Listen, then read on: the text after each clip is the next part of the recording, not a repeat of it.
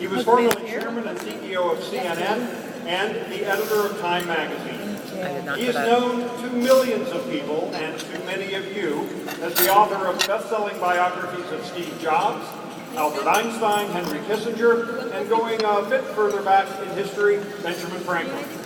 Walter Isaacson also serves as chairman of the board for Teach for America and is on the board of overseers of Harvard University, his alma mater. Did you take He the was one? appointed by President Barack Obama chairman of the Broadcasting Board of Governors, which oversees Voice of America, Radio Free Europe, and other international broadcasts of the United States. He is a native of New Orleans, and he was vice chairman of the Louisiana Recovery Authority after Hurricane Katrina. And he was formerly on the board of Society for Science and the Public. Please join me in welcoming to the Intel Science Talent Search, Mr. Walter Isaacson. Thank you very much, Larry. It's a great, great honor and pleasure to be here. Especially a pleasure to be here with one of my heroes, Paul Otellini. Paul and Intel are at the forefront not just of the most important industry of our time, but also they're engaged civically here in the United States and around the world. I certainly have the pleasure of working with Intel on so many projects, including Partners for a New Beginning and our Middle East and North African initiatives. But that type of engagement that Intel represents goes back to the founding of the company, when people like Robert Noyce, Gordon Moore, and of course I see Craig Barrett sitting there, right? Craig Barrett, and now Paul Otellini. It's a great tradition and a great company. It's also a pleasure to be here with the Society for Science and the Public, because I believe that the mission of making science more exciting for everybody is one of the key missions of the 21st century, and that group does it so very well. But most of all, is to be with those of you in the audience who have been part of this competition, who have been the finalists or the winners of this competition. Many, many years ago, I entered this contest. I think it was Westinghouse back then that sponsored it. And I want you to know that I lost.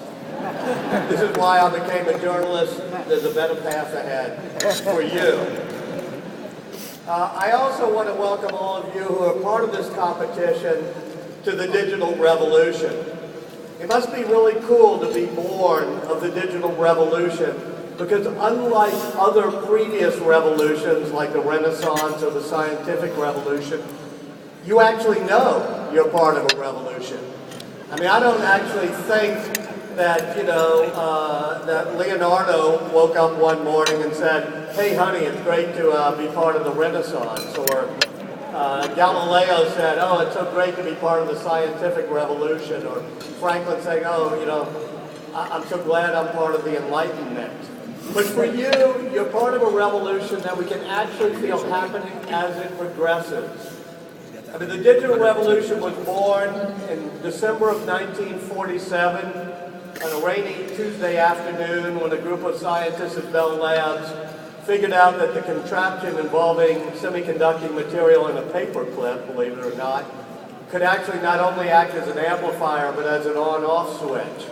And that really led the way to the microprocessor, and that became the dynamo, the engine, the driver of this digital revolution. Gordon Moore, who started Intel and who was part of that process of creating the microprocessor, had a famous law, as everybody here knows, Moore's Law, which is about the power of microprocessors doubling every year. I think those of you who have been part of this competition have your own law, which is that innovation in America now doubles every year because of contests and things like you're doing. As with any new technology, I think the digital revolution promotes innovation, but it also promotes personal empowerment. There's some great technological advances that somehow centralize power, like broadcast TV does. But the digital revolution, like the invention of the movable press, movable type printing press, I think enables and empowers people to share information on their own and to be creative and innovative on their own. And that's what makes it a particularly powerful revolution. The thing about this revolution is that it requires you to think different. Paul Odolini and the rest of us at our table were saying the textbook industry is about to be disrupted. They need to think differently. But we could go right down the line. I have outrun the Think Different police by being in print journalism and TV, everything else that gets exploded. I try to get out of it right when it's about to be exploded. But it's so much fun to watch the new forms of personal empowerment and innovation that come with the digital revolution. Like everybody I've written about, the key is the ability, when something new comes along, not to be trapped in your old groove. I guess only people my age know what a groove is. It's what we had on records, vinyl, never mind. To get trapped in your own way of thinking, as opposed to being able to think different, as Steve Jobs used to say. Anybody who's been in this room or been in this competition knows a lot of smart people. But certainly you know that smart people are a dime a dozen and they don't usually amount to much. What really matters are the people who can be imaginative, the people who can innovate, the people who can think different. Certainly Benjamin Franklin was that way. Benjamin Franklin is sitting there looking at sparks from the batteries that he's made. He coined the word battery. They're doing the electricity experiments, which, you know, some of us, I thought before I wrote a book on him, you think of Ben Franklin as a doddering old guy flying a kite in the rain. But those electricity experiments were the most important scientific advances of the time. But he also noticed something, that the spark was a bit like lightning. And he said, let the experiment be made. That's why he was flying that kite. He was thinking different, thinking about what lightning could be. Einstein, another person I wrote about. For those of you who are having trouble getting a job when you get out of college, feel good. Einstein couldn't even get his doctorate from the second best university in Zurich, the Zurich Polytech. They kept rejecting him, so he couldn't get a job as a teaching fellow. He's finally a third-class patent clerk in the patent office in Bern, Switzerland.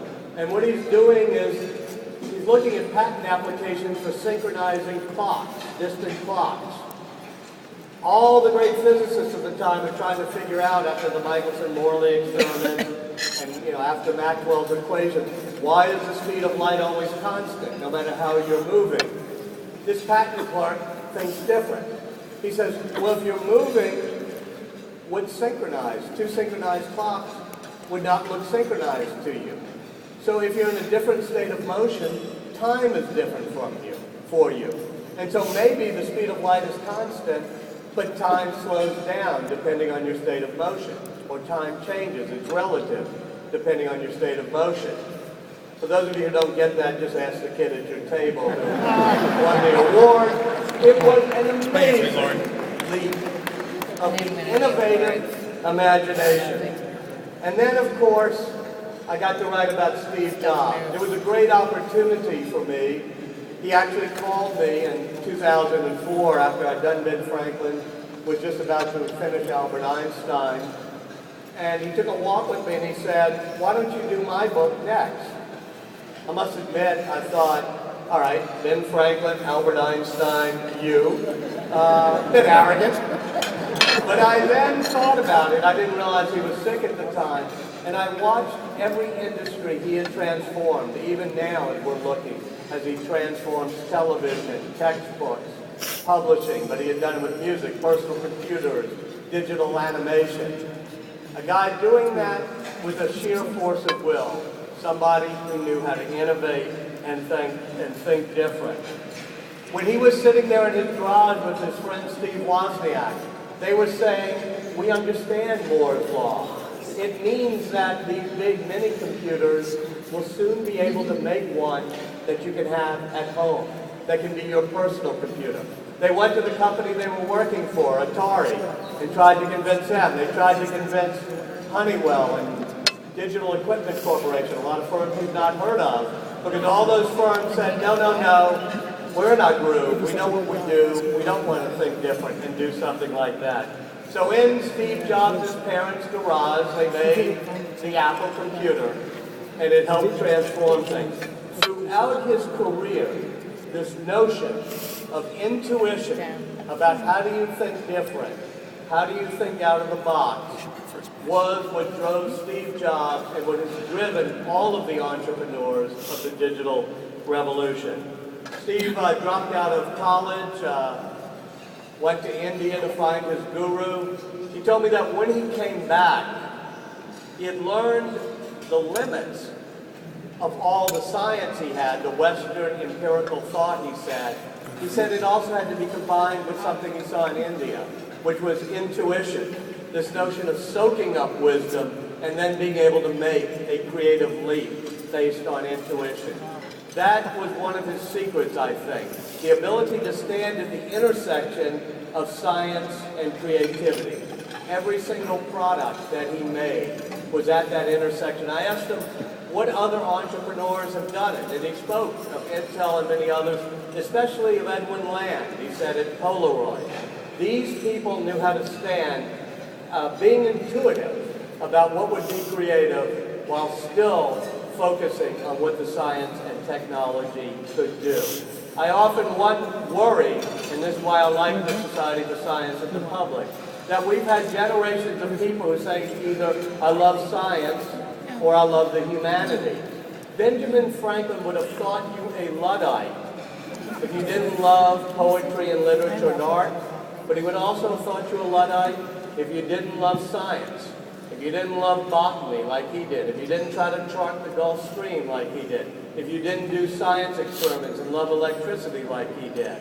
I really think that in this day and age, in the 21st century, we all have to be more like Steve Jobs and stand at that intersection of science and creativity.